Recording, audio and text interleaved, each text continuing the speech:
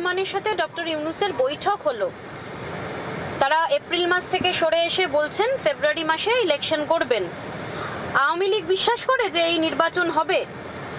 গোটা ব্যাপারটাই আসলে ধোঁয়াশার মধ্যেই রয়েছে।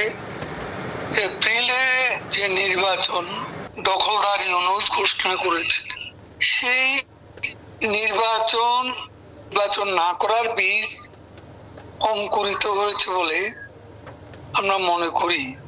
আবার ফেব্রুয়ারির যে বোঝাপড়া তারেক রহমানের সঙ্গে ইউনূসের হয়েছে, সেটাও অনুমান নির্ভর।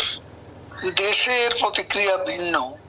যারা হার্ডকোর বলে পরিচিত, জামাতে ইসলামী, ইসলামিস্ট গ্রুপ, এনসিপি, ছাত্রদের যে সংগঠন, এরা তো বলছেন এটা ইউনূস সাহেব পক্ষপাতিত্ব করেছেন।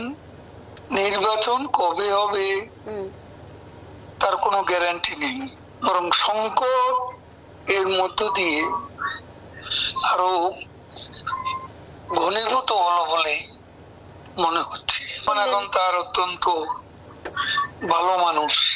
বিএনপির নেতৃত্বের অফিসিয়াল স্টেটমেন্ট সেটা আমরা এখনো পাই। এনসিপি, জামাত এরা বলছে যে বিদেশের মাটিতে বসে দেশের রাজনৈতিক ভবিষ্যৎ নিয়ে এ ধরনের আলোচনা, প্রেস কনফারেন্স, এটা কতটা সমীচীন। কিন্তু এর পেছনে কি মনে হচ্ছে যে লন্ডনে এমন কোন রকম রফা হয়েছে যে রফার কাছে নতি স্বীকার করেছেন বিএনপি নেতৃত্ব বা তারেক রহমানরা?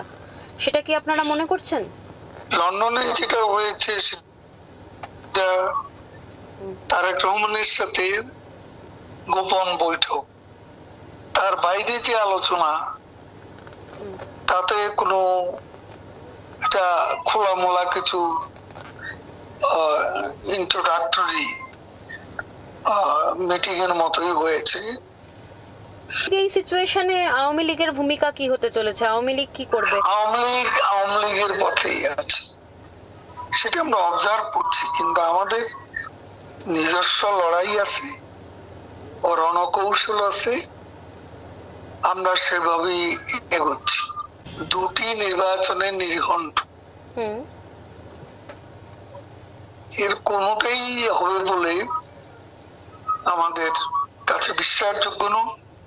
আওয়ামী লীগকে বাদ দিয়ে বাংলাদেশে কোনো ক্রেডিবল, অ্যাকসেপ্টেবল ইলেকশন হবে বলে মনে করা ঠিক নয়।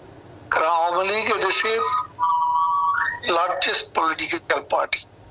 আওয়ামী লীগের শেকড় বাংলাদেশের মাটির অনেক গভীরে।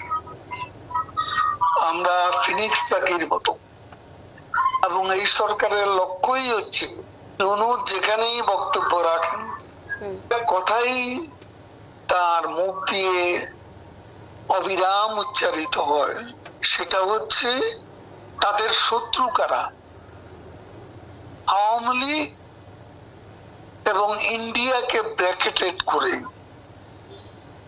মানে তাদের দুই প্রধান শত্রু হচ্ছে আওয়ামী লীগ এবং ভারত।